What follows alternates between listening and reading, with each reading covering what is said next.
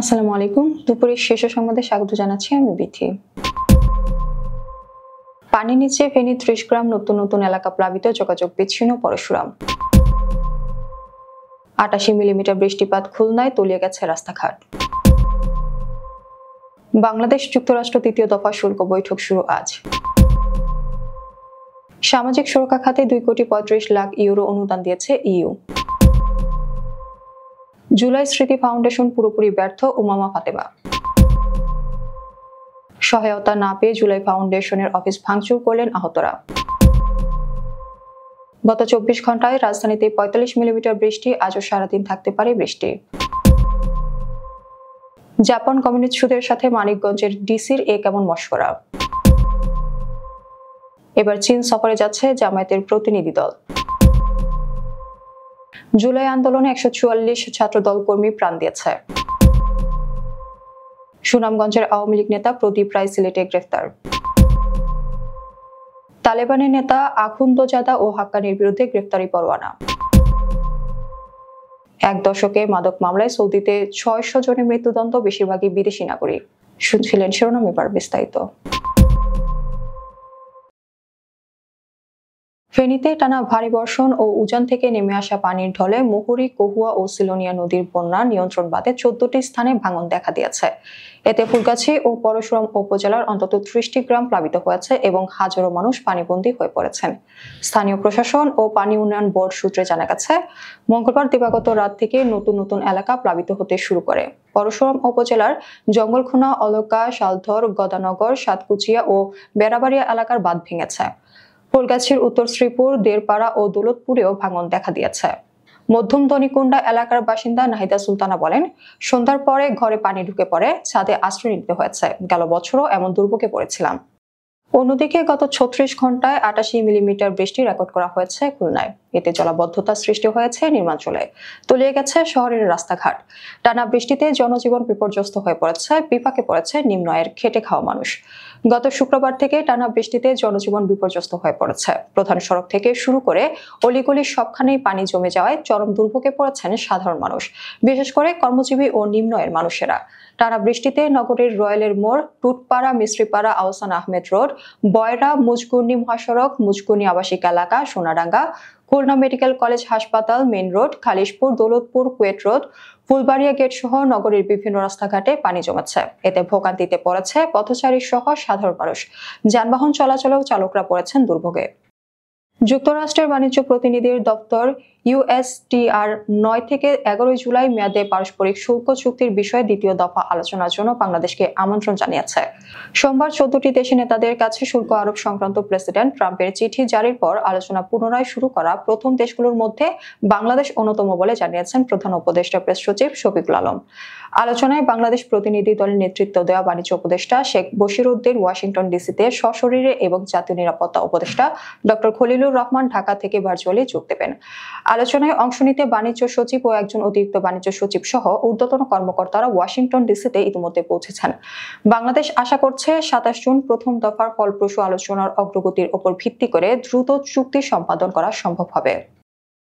সামাজিক সুরক্ষা ব্যবস্থার উন্নয়নে বাংলাদেশকে 2,35,00,000 অনুদান দিয়েছে ইউরোপীয় ইউনিয়ন। মঙ্গলবার ইইউ ঢাকা কার্যালয়ের এক সংবাদ বিজ্ঞপ্তিতে এই তথ্য জানানো হয়। বিজ্ঞপ্তিতে বলা হয়, 2019 সাল থেকে ইইউ বাংলাদেশের সামাজিক সুরক্ষায় মোট 28,50,00,000 অনুদান দিয়েছে। বাংলাদেশ ইইউ রাষ্ট্রদূত মাইকেল মিরার বলেন, বাংলাদেশ এলটিসি থেকে উত্তরণের পথে, তাই একটি শক্তিশালী ও অন্তর্ভুক্তিমূলক সামাজিক সুরক্ষা ব্যবস্থায় বিনিয়োগ করা সমৃদ্ধি, স্থিতিশীলতা এবং সামাজিক সংহতি নিশ্চিত করতে অত্যন্ত গুরুত্বপূর্ণ। ইইউ সরকারকে 2026 পরবর্তী সময়ের জন্য নতুন সামাজিক নিরাপত্তা কৌশল গ্রহণ করে সংস্কারের প্রতিশ্রুতি পুনর্ব্যক্ত করার আহ্বান জানিয়েছে। ইইউ বলেছে, এতে নগরভিত্তিক ও জলবায়ু সংশ্লিষ্ট চ্যালেঞ্জ মোকাবেলা, লক্ষ্য নির্ধারণে উন্নতি এবং টেকসই অর্থায়নের ব্যবস্থা অন্তর্ভুক্ত থাকা উচিত। সামাজিক সুরক্ষা ব্যবস্থা আরও অন্তর্ভুক্তিমূলক ও কার্যকর করা প্রয়োজন। জুলাই শহীদ স্মৃতি ফাউন্ডেশন সম্পূর্ণভাবে ব্যর্থ হয়েছে বলে অভিযোগ তুলেছেন বৈষম্য বিরোধী ছাত্র আন্দোলনের সাবেক মুখপাত্র উমামা ফাতেমা। মঙ্গলবার গভীর রাতে নিজের ফেসবুক পোস্টে তিনি এই অভিযোগ করেন। উমামা ফাতেমা লেখেন, জুলাই শহীদ স্মৃতি ফাউন্ডেশন শহীদ ও আহত পরিবারের সেবা দেওয়ার জন্য তৈরি হয়েছিল। চিকিৎসা, আর্থিক সহায়তা ও পুনর্বাসন তাদের প্রধান কর্তব্য ছিল। এ সকল দায়িত্ব পালনে ফাউন্ডেশন পুরোপুরি ব্যর্থ। কিভাবে টাকা এসেছে, কিভাবে বিতরণ হয়েছে, কতজন পেয়েছে আর কতজন পাওনা আছে, এসব কিছুই স্পষ্ট না। অর্ধেকের বেশি আহতরা ফাউন্ডেশনের প্রথম ধাপের টাকাই পায়নি। পোস্টে তিনি আরো লেখেন, এসবের মধ্যে আজকে ফাউন্ডেশনের অফিস ভাঙচুর হলো। অভ্যুত্থানের 1 বছর পরও আহতদের তালিকা তারা করতে পারেনি। পুরোপুরি প্রক্রিয়াটার গোজামিল অবস্থা। ফাউন্ডেশনকে দ্রুত দায়িত্বশীল ও দক্ষ ব্যক্তিদের হাতে হস্তান্তর করে আহত শহীদ পরিবারের পাশে দাঁড়ানো দরকার। এদিকে আর্থিক সহায়তা না পেয়ে জুলাই শহীদ স্মৃতি ফাউন্ডেশনের অফিস কক্ষ ভাঙচুর করেছেন জুলাই গণ অভ্যুত্থানে আহতদের কয়েকজন। মঙ্গলবার সন্ধ্যায় রাজধানীর শাহবাগে অবস্থিত ওই কার্যালয়ে এই ভাঙচুরের ঘটনা ঘটে। হামলাকারীদের অভিযোগ, জুলাই গণ অভ্যুত্থানে আহতদের কয়েকজনকে দ্বিতীয় ধাপের টাকা দেওয়ার কথা বলে 3 থেকে 4 বার ঘোরানো হয়েছে। এরপর আজ টাকা দেওয়ার তারিখ দিয়েছিল, কিন্তু আজও টাকা দেওয়া হয়নি। জানা গেছে, সহায়তার এই টাকা পেতে পাশের বাংলাদেশ মেডিকেল বিশ্ববিদ্যালয় হাসপাতালে চিকিৎসাধীন আহত এই ব্যক্তিরা মঙ্গলবার দুপুরের পর ওই অফিসের সামনে ভিড় করেন। 3 থেকে 4 ঘন্টা অপেক্ষার পর সন্ধ্যার দিকে জুলাই শহীদ স্মৃতি ফাউন্ডেশনের প্রধান নির্বাহী কর্মকর্তা কামাল আকবর বলেন, আজ টাকা দিতে পারবেন না। তার এই কথা শুনে আহতরা ক্ষুব্ধ হয়ে অফিসে তালা লাগিয়ে দেন। এর মধ্যে ফাউন্ডেশনের একজন কর্মচারী খারাপ আচরণ করেন। এক পর্যায়ে সেখানে ভাঙচুর করা হয়। এ সময় 20 থেকে 25 জন জুলাই যোদ্ধা সেখানে উপস্থিত ছিলেন।